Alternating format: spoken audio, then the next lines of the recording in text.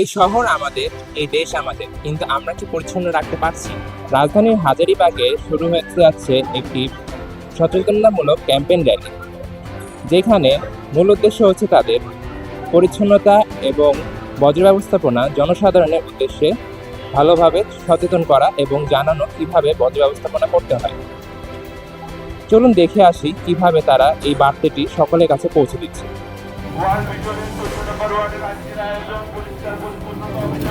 World ভিশনের আয়োজিত র্যালিতে অংশগ্রহণ করেছিল সাধারণ জনগণ, পরিচ্ছন্ন কর্মী, মশক কর্মী, সিটি কর্পোরেশনের সদস্যবৃন্দ, যাদের গুরুত্বপূর্ণ পদক্ষেপ এনে দিয়েছে স্বস্তি।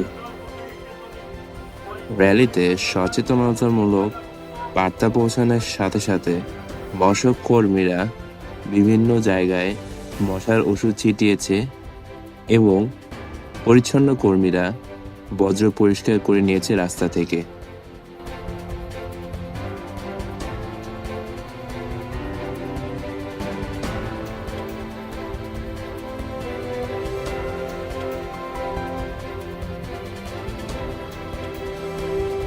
আজকের র্যালির উদ্দেশ্যটা কি ছিল?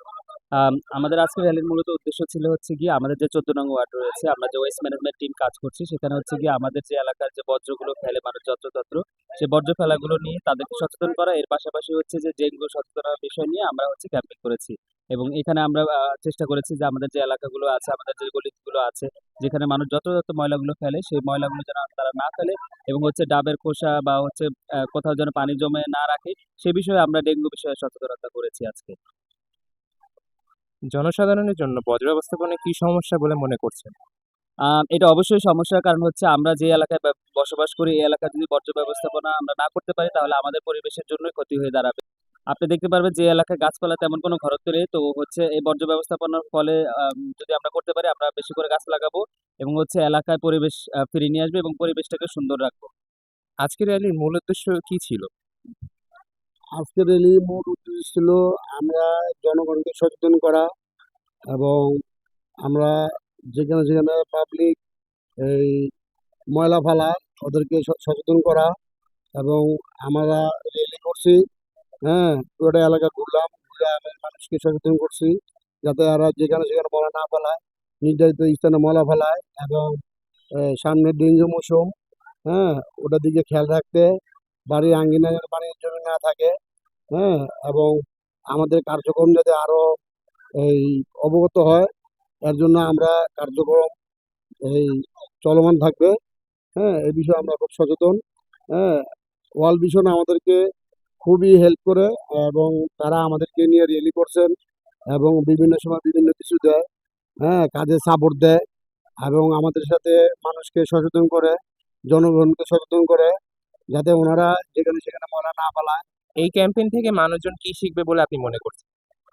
আজকের এই ক্যাম্পেইন থেকে মানুষ সচেতন হবে প্রথমত, কারণ আমরা হচ্ছে এই র্যালির সময় হচ্ছে মাইকিং এর মাধ্যমে মানুষকে সচেতনতা করেছি যাতে রাস্তাঘাটে ময়লা আবর্জনা না ফেলে, দোকানপাটের সামনে ময়লা আবর্জনা না ফেলে, বাসাবাড়ি থেকে ময়লা আবর্জনা রাস্তাঘাটে যাতে না ফেলে, সেই বিষয়ে আমরা সচেতনতা করেছি। আজকের র্যালি থেকে মানুষ আর কি সচেতন হবে, তারা যাতে রাস্তাঘাটে ময়লা আবর্জনা না ফেলে। ভবিষ্যতে কি এমন উদ্যোগ ক্যাম্পেইন প্রয়োজন আপনি মনে করছেন? হ্যাঁ, আমাদের এই এলাকার জন্য আমি মনে করি ভবিষ্যতে এরকম ক্যাম্পেইন আরো অনেক বেশি প্রয়োজন, কারণ আমরা মাত্র 14 নং ওয়ার্ডের একটা অঞ্চলে বা একটা এলাকায় র্যালি করলাম মাত্র, এরকম আমাদের 14 নং ওয়ার্ডে আরো অনেক এলাকা আছে, সেখানে এরকম র্যালি আরো প্রয়োজন আমি মনে করি মানুষদের সচেতন করা। পরিচ্ছন্নতা বৃদ্ধি করতে এই শহরে কি সবার ভূমিকা প্রয়োজন?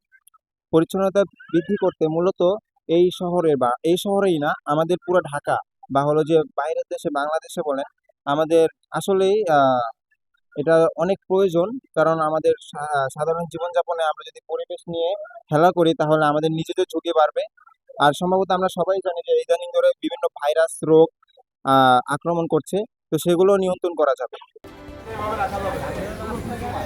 সকলের প্রচেষ্টার মাধ্যমে একটি শহর পরিচ্ছন্ন এবং সুষ্ঠু সুন্দর হবে। এটির সাথে আমাদের শহরকে আরো উন্নত করতে সকলেরই উদ্যোগ এবং সরকারের সিটি কর্পোরেশনের মতো সকল প্রতিষ্ঠানকে গুরুত্বপূর্ণ পদক্ষেপ নিতে হবে। এতক্ষণ আপনাদের সাথে ছিলাম মোস্তাসিম মারুফ, সহকারী রিপোর্টার, সমতা নিউজ।